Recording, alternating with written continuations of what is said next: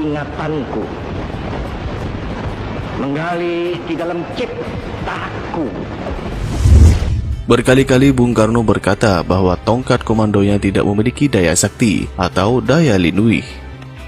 Itu hanya kayu biasa yang aku gunakan sebagai bagian dari penampilanku sebagai pemimpin dari sebuah negara besar, kata Bung Karno pada penulis biografinya Cindy Adams pada suatu saat di Istana Bogor. Bung Karno sendiri memiliki 3 tongkat komando yang bentuknya sama.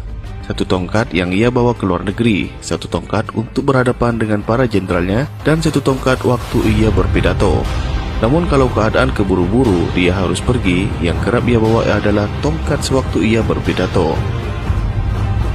Pernah suatu saat Presiden Kuba, Fidel Castro, memegang tongkat Bung Karno dan bercanda, "Apakah tongkat ini sakti seperti tongkat kepala suku Indian?"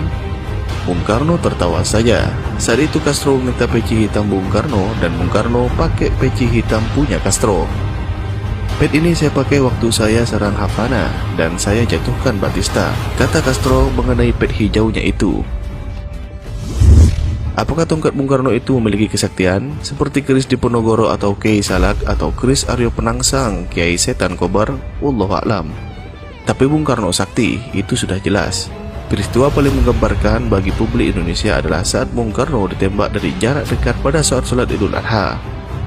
Tembakan itu meleset dan ini yang menjadi heboh. Bagaimana bisa penembaknya adalah seorang jago perang terlatih? Kenapa menembak dari hanya jarak 5 meter tidak kena? Di radio saat itu, saat sidang pengadilan penembakan Bung Karno terungkap saat Bung Karno membelah dirinya menjadi 5. Penembak itu pun sangat bingung mana Bung Karno asli dan mana Bung Karno yang palsu. Kesaktian Bung Karno sebenarnya adalah kesaktian Tiban.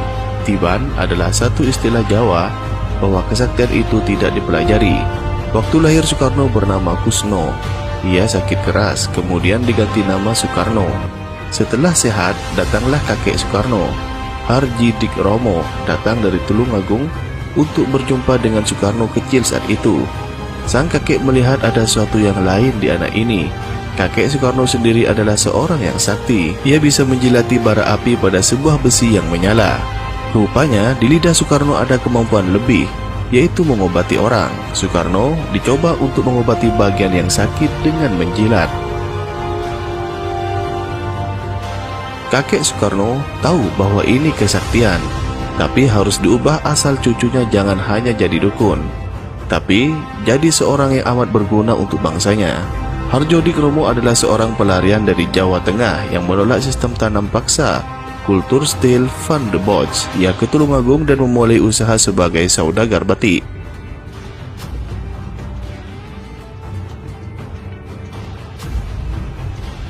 Leluhur Bung Karno dari pihak bapaknya adalah perwira perang Diponegoro untuk wilayah Solo. Nama leluhur Bung Karno itu Raden Mangundiwiryo yang berperang melawan Belanda.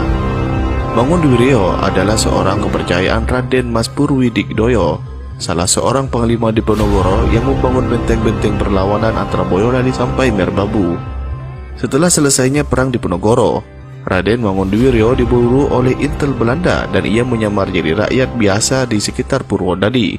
Mungkin akar inilah yang membuat ikatan batin antara Jawa Tengah dan Bung Karno. Seperti yang kita ketahui, Jawa Tengah adalah basis utama Soekarnois terbesar di Indonesia. Mangundiwiryo memiliki kesaktian, yaitu ucapannya bisa jadi kenyataan. Istilahnya yaitu Idu Geni. Rupanya ini menurun kepada Bung Karno. Melihat kemampuan Idu Geni Bung Karno itu, kakeknya Harjo Dikromo berpuasa siang malam agar cucunya bisa memiliki kekuatan batin. Pada suatu saat, Harjo Dikromo bermimpi rumahnya kedatangan seorang yang amat misterius, berpakaian bangsawan Keraton Mataram, dan mengatakan dengan amat pelan bahwa cucumu adalah seorang raja, bukan saja di tanah Jawa, tapi di seluruh Nusantara. Kelak, Harjo Dikromo mengira bahwa itu adalah perwujudan dari Ki Juru Martini, seorang bangsawan dari Mataram paling cerdas. Sejak mimpi itu, kemampuan Bung Karno menjilat dan menyembuhkan langsung hilang, berganti dengan kemampuan berbicara yang sangat luar biasa. Bung Karno sendiri, menurut buku Gibbils, salah seorang sejarawan Belanda, sudah diramalkan akan terbunuh dengan benda-benda yang tajam. Untuk itulah, ia amat takut dengan jarum suntik. Bung Karno sendiri agak paranoid terhadap benda-benda yang tajam. Ketika penyakit ginjalnya amat parah, ia menolak untuk berobat ke Swiss karena di sana pasti akan dibedah dengan pisau tajam. Ia memilih obat-obatan herbal dari Cina. Kembali ke tongkat tadi. Tongkat Bung Karno itu dibuat dari bahan kayu pucang kalak. Pohon pucang itu banyak, tapi pucang kalak itu hanya ada di Ponorogo.